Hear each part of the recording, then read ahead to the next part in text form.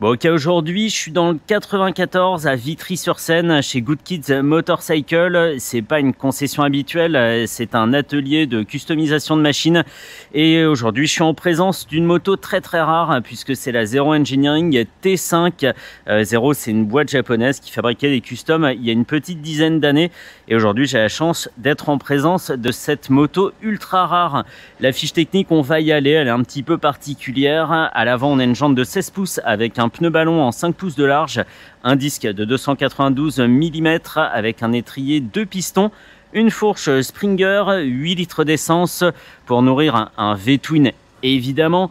De 1337 cm3, il développe 56 chevaux à 5000 tours et il offre 97 Nm de couple à 2350 tours en minute. J'ai dû relire cette info 4 fois pour être sûr que j'avais pas inversé les chiffres. On a une boîte 5, une selle à 660 mm de haut, un poids total de 250 kg, à l'arrière une jante de 16 pouces, un pneu de 5 pouces, un disque de 292 mm avec un étrier simple piston.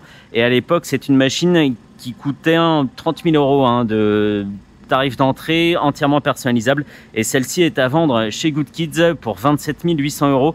Et rapidement, la position de conduite, parce qu'elle est complètement folle, c'est celle-là. Voilà, vroom vroom, hop, on craint plus les barrières de péage avec ça. C'est incroyable, je m'équipe et on y va. Et aujourd'hui, j'ai dû scotcher mon pantalon. C'est le seul jour où je mets un pantalon un peu ample. Et bah, c'est le seul jour où il n'y a pas de carter sur la transmission primaire. Et bah, c'est le risque de se faire attraper par la méga courroie. Donc, on va essayer de faire en sorte que ça n'arrive pas aujourd'hui. La clé ici. C'est grotesque. Ok, start.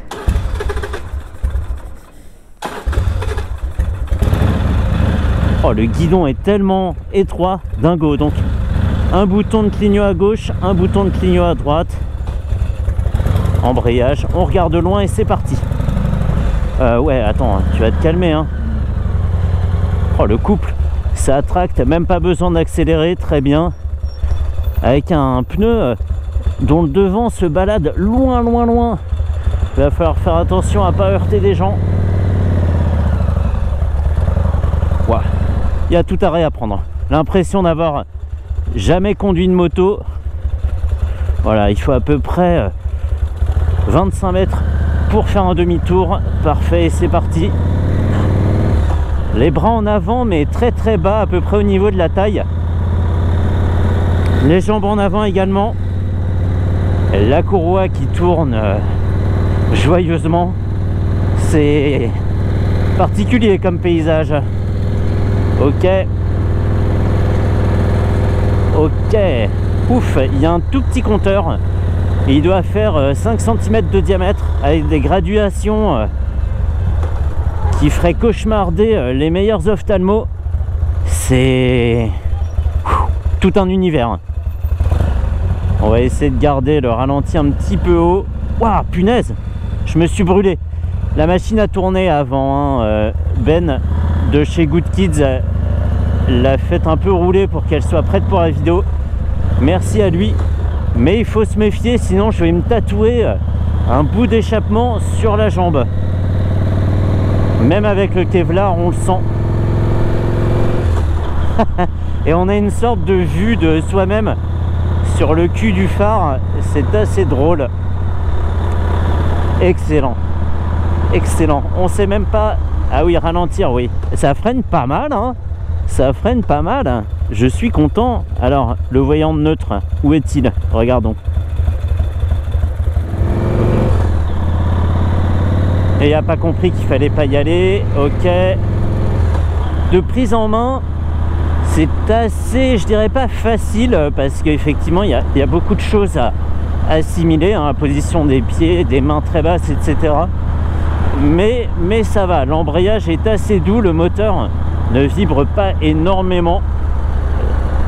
Il fait bien potato, donc ça c'est cool. Alors d'ici à dire que c'est une moto civilisée, c'est pas vrai. Ça reste un custom, mais ça va. Je m'attendais à pire. Ok, j'ai failli caler.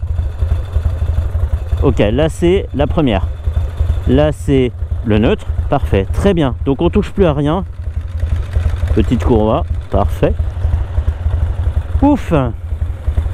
Et c'est très joli à bord, hein. C'est ce qu'on pourrait trouver sur un custom fait presque en pièce unique, en exemplaire unique.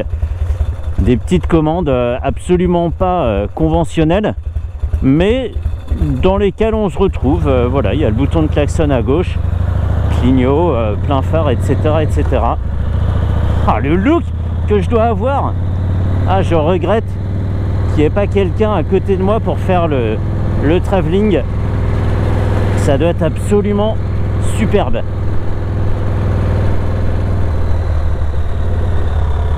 Alors je vais pas beaucoup tirer dans la moto, hein, parce que j'ai peur, hein, tout simplement, hein. Faut le dire, c'est la machine de quelqu'un, elle est à vendre en ce moment, donc c'est absolument pas le moment de la plier.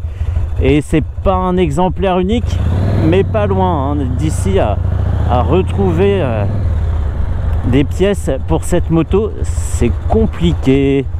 La mise sur l'angle est très étonnante. J'ai l'impression de conduire le Batpod, la moto de Batman. J'ai calé. Ouais, on l'a vu, mec.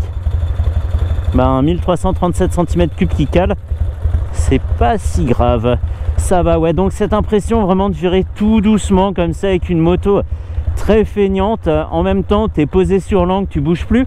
Mais pour y être et pour en partir, ça demande du travail. Ça s'entend peut-être à ma voix essoufflée d'ailleurs. Ok, en fait ce qui est troublant sur cette machine, je sais pas si c'est le cas sur toutes les 0 type 5, c'est que le passage de la première ne fait pas de clic et tu pars, donc tu sais pas trop. Alors tu relâches tranquillement l'embrayage, t'attends de voir si ça avance. Ça fait vraiment débutant sur sa nouvelle moto. Ouais. Ouh. Voilà là. Et la selle est toute lisse et elle n'est pas creuse. Donc en fait, à la moindre accélération, je pars en arrière. Si ça continue, je vais quitter la moto. Donc il faut bien s'accrocher au petit guidon. On pourrait faire de cette 0 type 5 une moto de tous les jours. Il n'y a pas trop de soucis. Peut-être que le nombre de ravitaillements par semaine dissuaderait quand même son utilisation au quotidien. Mais c'est pas plus de sacrifice qu'une autre Harley ou qu'une super sportive, ce genre de moto un peu exclusif dans leur position et la façon dont on les conduit. Voilà, 8 litres d'essence pour nourrir un gros V-twin comme ça, l'autonomie doit pas être folle. Ça me rappelle tout à fait la 48 chez Harley. Alors comme les freins sont suffisants mais pas excellents, il faut anticiper tout ce que peuvent faire les autres usagers de la route. Ouah, c'est sec, hein. Dans les fesses, tu le sens, hein. Le moindre truc par terre, là j'ai roulé sur une brindille, j'ai sauté de la selle. Ouf, là c'est quoi? Un grain de sable? Ah, aussi, pareil. Pour l'amorti, on est quand même un petit peu aidé par la forme des pneus ballons. Mais on le paye à la mise sur l'angle. C'est comme si on roulait dans de la confiture ou dans du miel. L'impression d'avoir les pneus collés et qui résistent justement au virage. Très particulier, mais le sentiment d'être sur une moto vraiment unique, complètement à part des autres usagers de deux roues qu'on croise, ça c'est super sympa. Ça c'est sympa. Allez, 27 800 € le ticket quand même, hein. Ah, il y a le voyant de neutre est là-haut, très bien. C'est pas sur les vieilles BM aussi qu'il y a les voyants sur le phare comme ça. Et alors plein phare, ok, ça allume le petit bleu et le rouge, je sais pas. C'est juste avant que t'exploses, je pense. Yes, yes. Et encore, la vidéo n'est pas en odorama, hein, parce que là, ça sent bon. C'est riche, hein. Je vais avoir les vêtements qui vont sentir le 98 pendant un bon moment.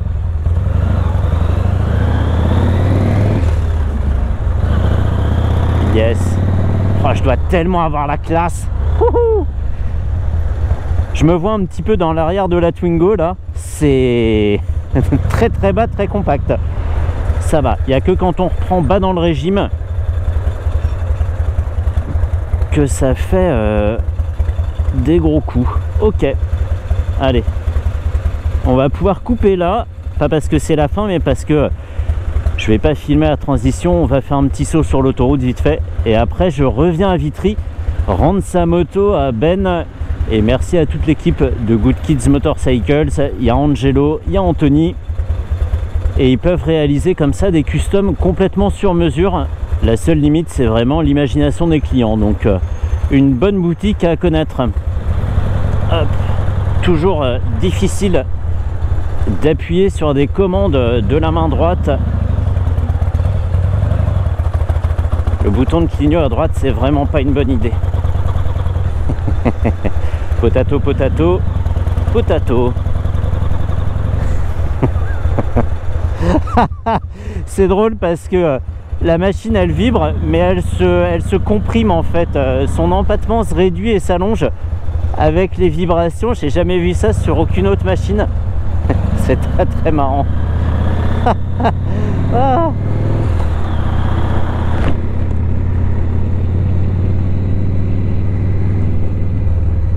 Je sais pas comment j'avais fait, j'avais mis les warnings. Je crois qu'il faut appuyer sur les deux boutons.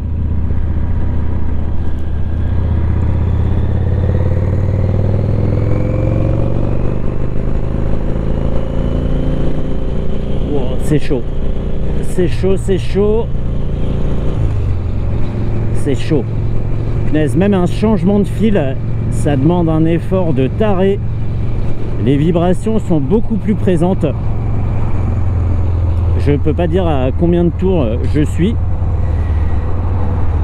parce qu'il n'y a pas cette indication, il n'y a que le tout petit compteur, mais ça vibre fort dans les pieds. Nulle part ailleurs, par contre, en même temps on n'est pas tellement en contact avec la machine, c'est impossible de serrer le réservoir avec les genoux, et ça vibre fort, hein. Il va falloir que je refasse mes lacets après. Ouf. Bon allez, je me rentre, retour à Vitry. Ça a été un vrai plaisir, ça faisait des années que je cherchais cette machine à l'essai, et on en voit passer de temps en temps sur les sites d'annonces, mais comme ça en réel, dans la vraie vie, j'en ai jamais croisé une seule. J'en ai vu à l'époque quand elles étaient vendues neuves chez Absolute à Paris, mais sinon les chances de croiser cette machine sont infimes. Alors rouler avec, je mesure vraiment l'ampleur du privilège qui m'est accordé par Good Kids. C'est incroyable. Allez, petit virage dans le miel.